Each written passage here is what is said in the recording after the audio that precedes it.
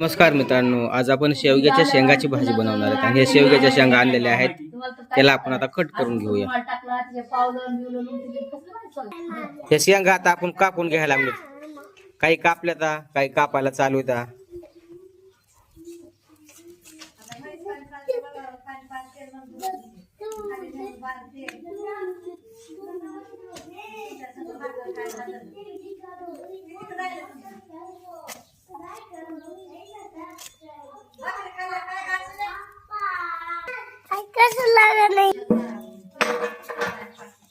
हे शेंगा आपल्या आता सोलायला चालू आहेत, संपत आल्यात आता.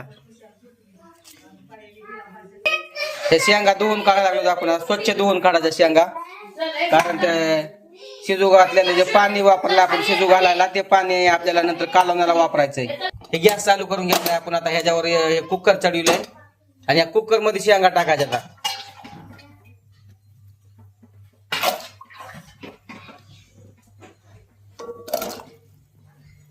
ह्याच्यामध्ये मीठ टाकून घेऊ आपण. आता हे हळद टाकायची, ह्याच्यामध्ये हळद टाकून घेतली आणि आता या कुकरला टोपण लावून टाकायचं, झाकण लावायचं आणि शिजून द्यायच्यात या शेंगा. व्यवस्थित शिजून घ्यायच्यात या शेंगा. आपल्याला कुकर खोलून बघणार आहेत आपण. खोल बघा शिजल्यात कशा शेंगा.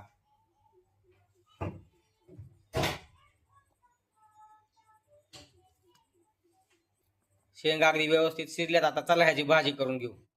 आता या भाजीसाठी आपण वाटणार आहोत मिक्सर मधून. त्याच्यासाठी ही कोथिंबीर आहे, हे लसूण आहे, हा कांदा चुलीमध्ये टाकून घेतलेला आणि ही आहे आपली चटणी.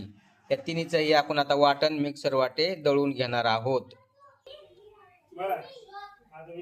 हे वाटण आता आपण वाटून घ्यायला लागलो.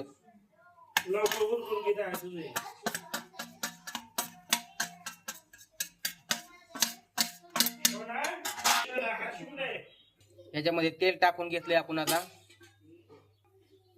हे 1.5 पळी तेल टाकून घेतले आपण.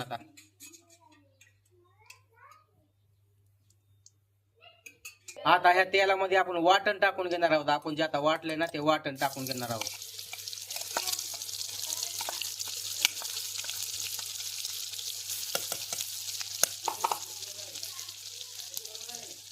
वाटण आता हे ढवळून घ्यायचे आपल्याला, व्यवस्थित तेलामध्ये परतून घ्यायचं हे वाटण.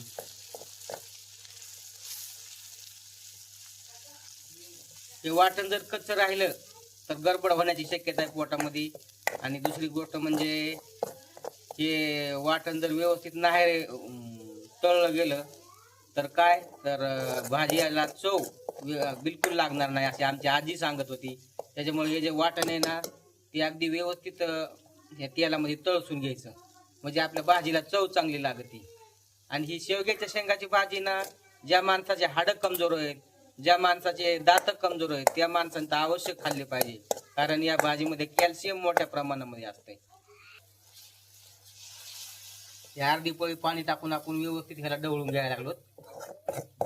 कारण हे तळसून देणं लयच गरजेचं आहे. ह्याच्यावरच सगळी आपली भाजी डिपेंड आहे. आता ह्याच्यात खडा मसाला जाणार आहे. ते खडा मसाला टाकला आपण. 1 चमचा बस.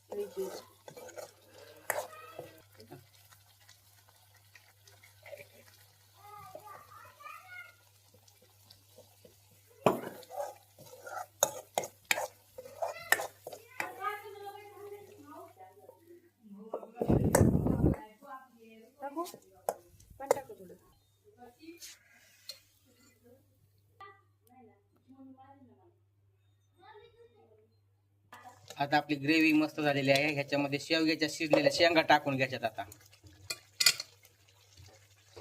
तसेच ही भाजी हृदयासाठी देखील चांगली असते, कॅल्शियम वाढवण्यासाठी चांगली असते आणि रक्तशुद्धीसाठी देखील चांगली असते. त्याच्यामुळे ज्या लोकांना त्वचेसंबंधी प्रॉब्लेम आहेत त्यांनी ही भाजी खाल्ली पाहिजे. सांधिवाताच्या संबंधी विकार असणाऱ्या लोकांनी देखील ही भाजी खाल्ली पाहिजे. ही भाजी अत्यंत गुणकारी आहे. त्याच्यामुळे प्रत्येकानेच ही भाजी त्या त्या सीजन मध्ये खाल्लीच पाहिजे. आणि ही चुलीवरची भाजी, आणि त्याच्यापेक्षाही महत्वाचं म्हणजे हा देशी शेवगा आहे. हा काय हायब्रिड शेवग्याची भाजी आम्ही बनवलेली नाही मित्रांनो. ह्याच्यामध्ये पाणी ओतून घेऊ आता. आता अगोदरच मीठ टाकलं होतं आपण, पण आता चवीनुसार अजून जर कमी पडलं तर तुम्ही नक्कीच टाका. आम्हाला थोडं कमी वाटलं अगोदर टाकलेलं, त्याच्यामुळे आता देखील मीठ टाकलेलं आहे. आपली भाजी आता व्यवस्थित करून द्यायची. अत्यंत गुणकारी भाजी आहे आणि आत्मा शांत करणारी, आत्मतृप्त करणारी अशी भाजी आहे शेवग्याच्या शेंगाची, आणि व्यवस्थित बनली गेलेली आहे. आता ही भाजी आपण हारावरती 5-7 मिनिटं कढून देऊ चांगली. वरून कोथिंबीर टाकली बघा. आता मस्त भाजी आणि अशी टेस्टी लागणार आहे ना. हे महिला मंडळ आता सर्व त्यांना मी चारणार आहे. टेस्ट झाली कशी तेच सांगते ना. आता इकडे या. किती मस्त सुगंध दरवळला या भाजीचा. आता आता खाणारच सांगते ना आता खरं काय खोटं काय ते.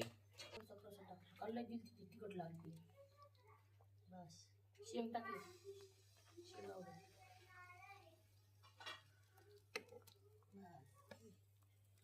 हे बघा हे ताट तयार आहे आपलं. आता ह्या ताई आमच्या खाऊन सांगा त्यांना ह्याची चव. आता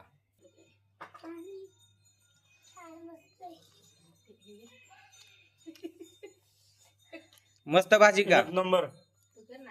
मित्रांनो, व्हिडिओ आवडल्यास व्हिडिओला लाईक करा, शेअर करा आणि कमेंट करायला विसरू नका. तसेच या चॅनलवरती नवीन असाल तर हे चॅनल नक्कीच सबस्क्राईब करा आणि अशा प्रकारची भाजी तुम्ही पण तयार करून बघा. भेटू पुन्हा पुढल्या व्हिडिओमध्ये. तोपर्यंत गुड बाय मित्रांनो.